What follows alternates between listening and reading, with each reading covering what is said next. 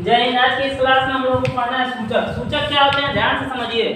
सूचक का नाम ही दिया गया है इंडिकेटर्स, यानी जैसे हम लोग रोड पे रास्ते में जाते हैं तो इंडिकेट करता है कोई भी चीज खतरा है, बोलते हैं ना दर्शाना।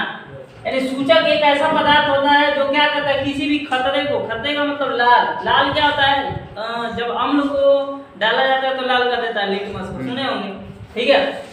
तो वैसे ही इसमें है, ठीक है। तो सूचक क्या होते हैं, किसी भी पदार्थ का जो रंग होते हैं वो बदल देते हैं। बात समझ में आई। सूचक को सिंपली भाषा में ऐसा ही कह सकते हैं कि सूचक ऐसे पदार्थ होते हैं जो किसी भी अम्ल या क्षार के रंगों को क्या कर देते हैं, परिवर्तित कर देते हैं, बदल देते हैं। क्लियर, याद हुआ सूचक।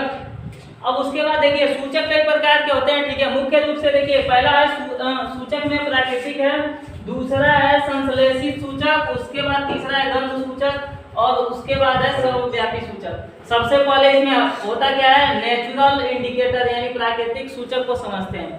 प्राकृतिक सूचक का मतलब ये होता है कि जो हमारे वायुमंडल में पाया जाने वाला प्राकृतिक, जिसको भगवान ने दिया है, ठीक है, वही कहलाता है प्राकृतिक सूचक। बात समझ में आ गई। यानी हमारे पास पेड़ पौधे क्या हमने उगाया है, नहीं, ठीक है, वो प्राकृतिक द्वारा मिले हुए हैं। तो कुछ प्राकृतिक पदार्थ जैसे पेड़ पौधे में हल्दी आ गया, ठीक है, वो क्या करते हैं, अपना रंग प्रदर्शित करते हैं, ठीक है। अगर अम्ल के साथ रहेगा तो कैसा रंग प्रदर्शित करेगा, क्षार के साथ रहेगा तो कैसा रंग प्रदर्शित करेगा, वही होता है, ठीक है ना।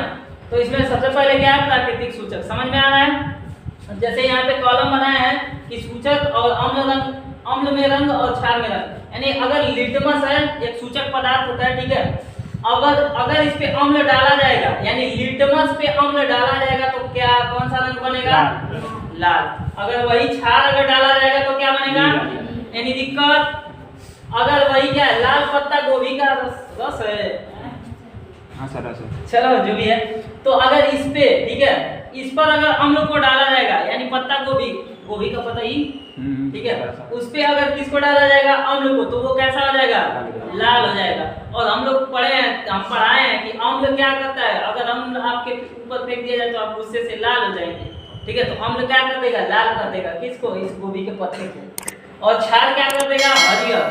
बात समझ में आ रहा है, हरा, ठीक है। अब उसके क्या हुआ, यानी दिक्कत। चलिए अब हल्दी की बात करते हैं। हल्दी बहुत काम की चीज है, ठीक है। कभी कभी देखिए दवा के रूप में भी इसका प्रयोग किया जाता है, ठीक है। तो हल्दी अगर है, हल्दी पर अगर अम्ल डाला जाएगा तो वो कैसा हो जाएगा, पीला। वो तो होता ही है वैसा, ठीक है, यानी नो इफेक्ट, कोई प्रभाव नहीं पड़ेगा। बात समझ में आई। लेकिन वही अगर क्षार के साथ डाल दिया जाए तो लाल भूरा रंग, यानी हल्का लाल भूरा रंग का टाइप का बन जाएगा, किसको डालने पे, क्षार। बात समझ में आ रही है, किसी कोई दिक्कत होगा। चलो देखो इधर, देखो संश्लेषित सूचक क्या होंगे, जो प्रयोगशाला में बनाए जाते हैं सूचक, ठीक है। यानी कहने का मतलब एक तरह से प्रयोगशाला में बनाए जाते हैं, यानी साइंटिस्टों द्वारा या मानव द्वारा बनाए जाते हैं। तो संश्लेषित सूचक जो होता है, ठीक है, संश्लेषित सूचक कहाँ बनाए जाते हैं, प्रयोगशाला में, ठीक है। तो जो सूचक प्रयोगशाला में बनाए जाते हैं वो कौन से सूचक कहलाते हैं, संश्लेषित सूचक। अब देखिए संश्लेषित सूचक में देखिए फिनाफ्थैलीन है, ठीक है, फिनाफ्थैलीन, ठीक है। अगर ये है, ये क्या है, एक तरह का केमिकल है, यानी प्रयोगशाला में बनाया जाएगा। तो ये अगर अम्ल के साथ अगर मिलाया जाएगा, ठीक है, तो क्या कैसा, मतलब उसका कलर होगा रंगहीन, कलरलेस होगा, यानी पानी के जैसा होगा, पानी रंगहीन है, ठीक है। अब उसके बाद क्या होगा, अगर क्षार में बनाया जाएगा तो क्या हो जाएगा, गुलाबी हो जाएगा। बात समझ में आ रहा है। अब उसके साथ मेथिल आरेंज क्या होगा, मेथिल आरेंज को अगर मिलाया जाएगा अम्ल के साथ तो कैसा बन जाएगा, लाल। क्लियर। अब उसके बाद अगर क्षार के साथ मिलाया जाएगा तो पीला। अगर पूछ रहे थे कि उदासीन में अगर मिलाया जाएगा, अगर उदासीन विलयन के साथ मिलाया जाएगा तो जो ये है वो कैसा हो जाएगा, रंगहीन हो जाएगा। और जो मेथिल ऑरेंज है वो ऑरेंज कलर का हो जाएगा। बात समझ में आई, किसी को कोई दिक्कत। देखिए जय हिंद। आज के देखिए कलम इसको लिखवाने का था तो हम लिखवा दिए थे, ठीक है, नोट करा दिए थे। लेकिन इसको जो पढ़ने का है, ठीक है, तो सब लोग ध्यान से देखिए। इधर साधारण नमक है जिसे NaCl के नाम से भी सब लोग जानते हैं, पता है ना।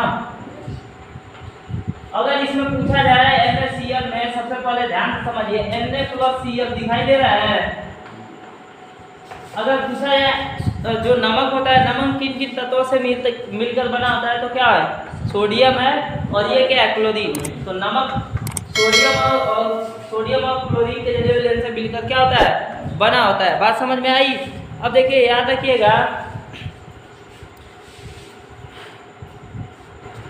इसका प्रयोग हम लोग कहाँ करते हैं, जो NaCl होता है यानी नमक का प्रयोग कहाँ किया जाता है, खाने में किया जाता है। या कभी कभी आप लोग देखे होंगे, ध्यान से समझिए, अभी हम बताए थे कि जैसे बर्फ की जहाँ पे हिमपात होता है, हिमपात का मतलब समझ रहे हैं कि जहाँ पे बर्फों की बहुत ज़्यादा बारिश होती है भारी मात्रा में। कभी कभी सुने होंगे कि जम्मू कश्मीर में, ठीक है, बहुत भारी मात्रा में क्या हो गई है, हिमस्खलन हो गया, मतलब ज़्यादा बर्फ हो गया है, ठीक है। तो उस बर्फ को कैसे हटाया जाता है पता है, जो नमक होता है, नमक क्या करता है, उसको मतलब गलाने का काम करता है। तो नमक का बौछार कराया जाता है उस पर, और जैसे ही वो बौछार होगा तो वो कैसा हो जाएगा, जलीय विलयन में कन्वर्ट हो जाएगा, यानी पानी की तरह। और पानी की तरह होगा तो खुद को आ जाएगा, रास्ता अपने आप साफ हो जाएगा। बात समझ में आई। तो नमक का उपयोग खाने में भी किया जाता है, और समझ गए ना। अब आगे चले। अब देखिए ध्यान से, कास्टिक सोडा को बनाना है, ठीक है। जो कास्टिक सोडा होता है, ध्यान से समझिए इसको, NaCl। सबसे पहले समझिए कि जो सोडियम होता है, सोडियम क्लोराइड होता है, इसके जलीय विलयन को, इसके घोल को, ठीक है, इसमें क्या किया जाता है, जब विद्युत धारा प्रवाहित किया जाता है, विद्युत धारा का मतलब समझ ही रहा है, जब लाइट प्रवाहित किया जाता है, यानी कि प्रकाश, वो नहीं लाइट, ठीक है, करंट जब प्रवाहित किया जाता है, तो उस क्रिया के फलस्वरूप जब वो रिएक्शन करता है पानी और सोडियम क्लोराइड, उसके फलस्वरूप क्या बनता है, NaOH, सोडियम हाइड्रोक्साइड। बात समझ में आ रही है। यही होता है कास्टिक सोडा, ठीक है, मतलब NaOH निकलता है, उसके बाद क्लोरीन गैस और उसके बाद हाइड्रोजन गैस। आई बात समझ में। तो कास्टिक सोडा किससे मिलकर बना होता है कि सोडियम क्लोराइड के जलीय विलयन को जब विद्युत धारा से गुजारा जाता है, तो उसके फलस्वरूप किसका निर्माण होता है, कास्टिक सोडा का। बात समझ में आ रही है। अब उसके बाद देखिए इसका उपयोग है, ठीक है, अभी समझा है।